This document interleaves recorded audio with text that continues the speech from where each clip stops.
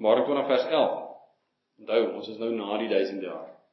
En ek het 'n groot wit troon gesien, en hom wat daarop sit, voor wie se aangesig die aarde en die hemel weggevlug het. Daar is geen plek vir hulle gevind nie. En ek het die dode, klein en groot, voor God sien staan, en die boeke is geopen. En 'n ander boek, die boek van die lewe, is geopen. En die dode is geoordeel, na wat in die boek geskryf is, volgens hulle werke. Nou, hoekom die dode? Die tweede dood, dis die mense wat nog in die graf was. Want die wat reeds geregeer het, saam met Yeshua, is nie hier nie. Dis die dode, dis die wat nou. Waar kom hulle vandaan? Vers 13, en die see het die dode gegee, wat daarin was. En die doderyk het die dode gegee, wat daarin was. En hulle is geoordeel, elkeen volgens sy werke. Red jou werke jou, maar jou werke is die resultaat van wat jy glo. So as jy sê, ek glo in Yeshua, maar jy lewe soos die wêreld, gaan jou werke jou veroordeel. Dis wat hier staan. 'n Perskeboom dra perskes. En 'n vyeboom, vye.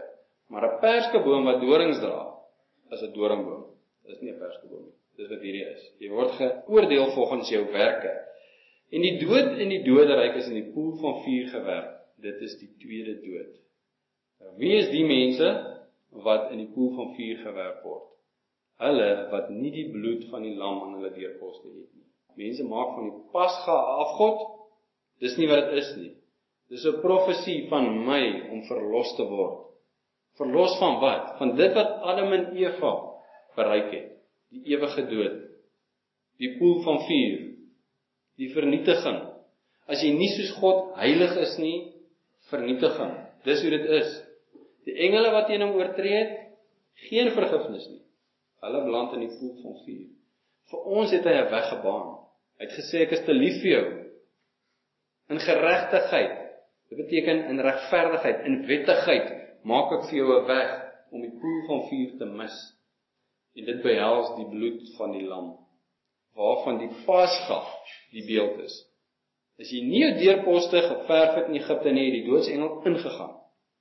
En hy was dood in die huis. Ons lewe is dieselfde. As die bloed van die lam nie in jou lewe is nie, gaan die doodsengel in, en jy beland in die poel van vuur.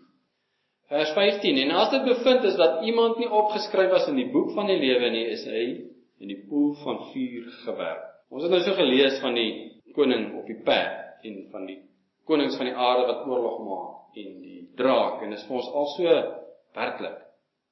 Maar as ons hier kom, dan word dit vaag. Want as ons besef hoe werklik hierdie is, gaan dit ons lewens drasties beïnvloed. Hy sê, en as dit bevind is dat iemand nie opgeskryf was in die boek van die lewe nie, is hy in die poel van vuur gewerp. Nou is die vraag, is jou naam in die boek van die lewe? As jy sê, ek dink so, is jy die moeilikheid. Want as jy weet, sal jy weet. Want daar is 'n manier om jou naam daar te kry. Of anders gestel om te keer dat jou naam nie daar uit nie, want ons naam is ingeskryf van die grondlegging van die aarde af. Maar as gevolg van Adam en Eva, is ons van nature geneig tot die sonde en ons naam word uitgehaal. Maar jy kan dit voorkom.